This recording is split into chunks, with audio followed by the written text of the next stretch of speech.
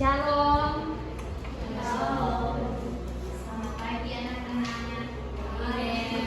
Untuk kita mulaikan pelajaran kita pada pagi hari ini. Namun kita akan buka dengan doa yang akan dibawakan oleh teman kita.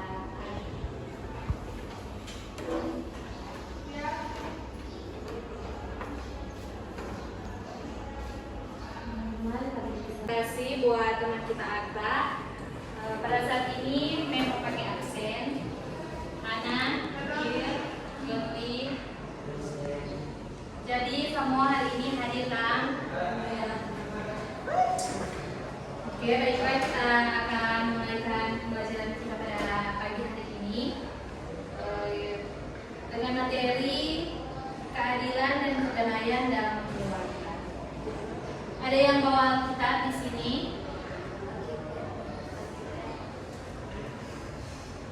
Berikut kalau mau masuk di pembelajaran berikut mesti bawa Alkitabnya.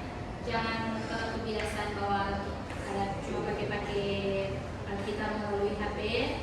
Jadi kalau masih kebiasaan bawa Alkitabnya, jadi beban sekolah itu membawa Alkitab.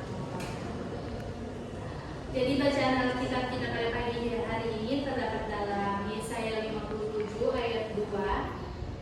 Bunyinya demikian. Dan dia masuk ke tempat damai, orang yang hidup dengan lurus hati mendapatkan perhatian di atas tempat tidurnya.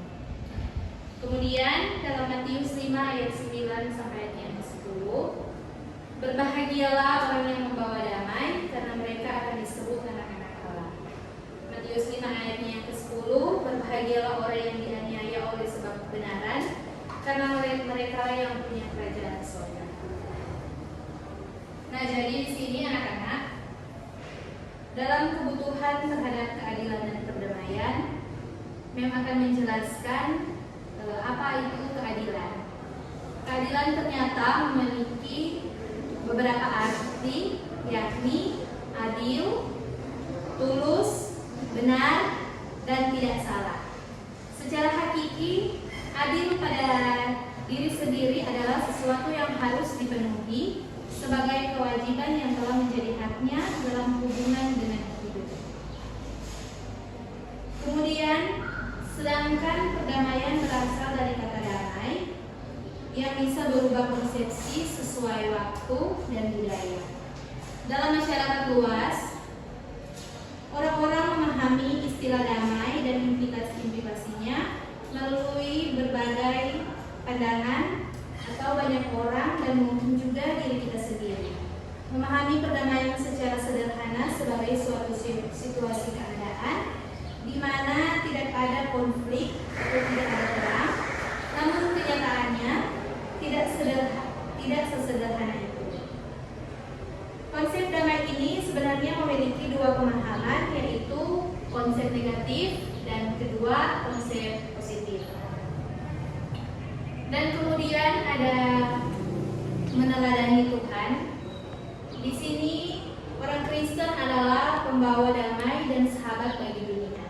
Memiliki sikap kehidupan sebagai orang Kristen yang identik dengan kasih dan damai, dengan meneladani keadilan dan perdamaian Tuhan. Kemudian ada perdamaian dalam keluarga, yaitu dalam pemahaman semacam ini yang kita cermati adalah apakah orang-orang dalam keluarga tersebut sudah berusaha menghapuskan berbagai bentuk kekerasan dan ketidakadilan baik individual maupun dalam struktural keluarga. Kemudian dalam pembacaan Yohanes 16 ayat 33, di sini dijelaskan bahwa semuanya itu kukatakan kepadamu supaya kamu beroleh damai sejahtera dalam aku. Dalam dunia kamu menderita penganiayaan, tetapi kuatkanlah hatimu, aku telah mengalahkan dunia. Ada beberapa masalah yang dihadapi oleh kita kaum muda. Pertama, dalam hubungan dengan keluarga ada kesengajaan atau jarak antara nilai dan norma yang berakibat membawa pada konflik antara kaum muda dan ibu. Kemudian ada peran keluarga, yang dimana keluarga adalah unit terkecil dalam masyarakat. Keluarga adalah lembaga atau unit kemasyarakatan yang dan yang terpenting di dunia.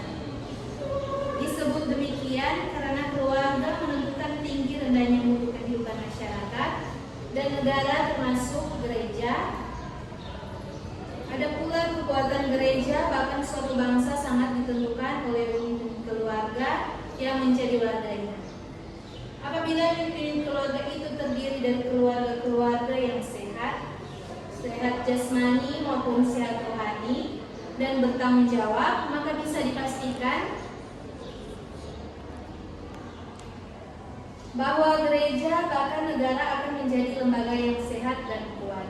Sebaliknya, jika keluarga-keluarga yang menjadi warga gereja itu lemah atau rapuh, penuh dengan ketidakadilan dan jauh dari hidup yang damai, maka dapat dipastikan bahwa gereja maupun negara itu akan lemah, rapuh, dan kacau dengan sendirinya. Penjelasan yang terakhir ialah remaja pemuda membutuhkan dan perlu belajar tentang keadilan dan perdamaian. Mengapa demikian? Karena hal tersebut perlu menjadi bagian dari kehidupan Kristus yang meneladani kehidupan Tuhan Yesus Kristus. Fenomena perdamaian ini seringkali berkaitan erat dengan keadilan. Keadaan yang tidak adil dapat menimbulkan konflik antar individu dalam keluarga dan komunitas. Pribadi Kristen dipanggil oleh Tuhan untuk membawa keadilan dan perdamaian. Dimanapun berada, dalam keluarga Kristen, realita keadilan dan perdamaian sangat erat kaitannya, bahkan bisa menjadi fenomena kasualitas atau fenomena sebab akibat. Kaum muda perlu berperan dalam keluargaan secara aktif untuk mengupayakan adanya keadilan sehingga dapat terciptanya suasana damai dalam keluarga. Pada gilirannya, remaja Kristen perlu menjadi berkat bagi lingkungannya karena keadilan dan perdamaian yang dihadirkan. Sekian materi kita pada pagi hari ini. Semoga apa yang telah Mary jelaskan dapat mengerti dan dipahami, dan nanti materi selanjutnya kita akan lanjutkan. Kita akan tutup materi kita pada pembelajaran kita pada pagi hari ini. Saya minta doa tutup akan dibawakan oleh kita.